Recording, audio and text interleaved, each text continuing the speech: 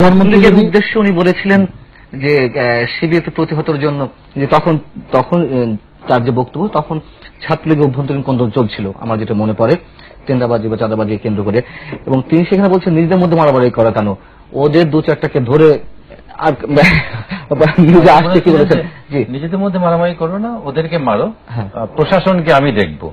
তো উনি তো এটাকে উস্কে দেওয়া না, উস্কে না, ওনারা অ্যাকচুয়ালি মানে এরা করতে করতে করতে করতে আলেমদের মারতে মারতে, মুসলমানদের মারতে মারতে এদেশে যেই প্রতিবাদ করে তাকে প্রতিবাদ মানে জঙ্গিবাদ তারা মনে করে। মুসলমানদের শুধুমাত্র আওয়ামী লীগ মারছে, এটা কি আমরা তারা তো রেপ্লিকা, তারা তো করছে, প্রত্যেকটা মন্ত্রী একই কথা।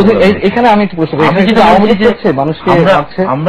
আমরা যেটা ফিল করছি, দেখেন কাজী নজরুল ইসলাম আমাদের জাতীয় কবি বলে গেছেন অনেক আগে যে রসুলের অপমানে যদি না কাঁদে তোর মন, মুসলিম নয় মুনাফেক তুই, রসুলের দুশ্মন।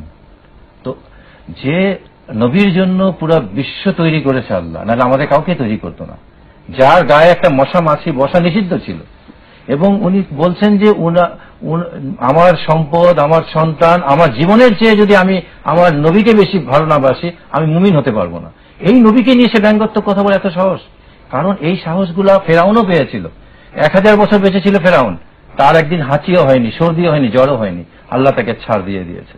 কোথায় মরেছে? নমরুদে দেখেন, এই নমরুদ নিজেকে খোদা বলেছে, একটা মশা নমরুদের নাকের ভিতরে আল্লাহ ঢুকিয়ে দিয়েছে, এবং সে মাথায় গিয়ে একটা করে আঘাত করত, সব দিয়ে মারতে মারতে মারতে কোনোটাই ভাল লাগে না। হঠাৎ তার যে প্রহরী ছিল সে একদিন জুতা দিয়ে বাড়ি মারলো মাথায়, মশা চুপ হয়ে গেল।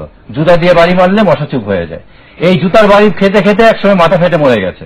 আজকে এই যে নমরুদ, ফেরাউনের প্রেতাত্মা, এই নাস্তিকগুলা, এই সরকারেও যেগুলো আছে বিভিন্ন সময় ইসলামকে কটাক্ষ করে, ইনশাআল্লাহ এদের একদিন এই অবস্থা হবে, জুতার বাড়ি খেয়ে দেশে মরবে তারা।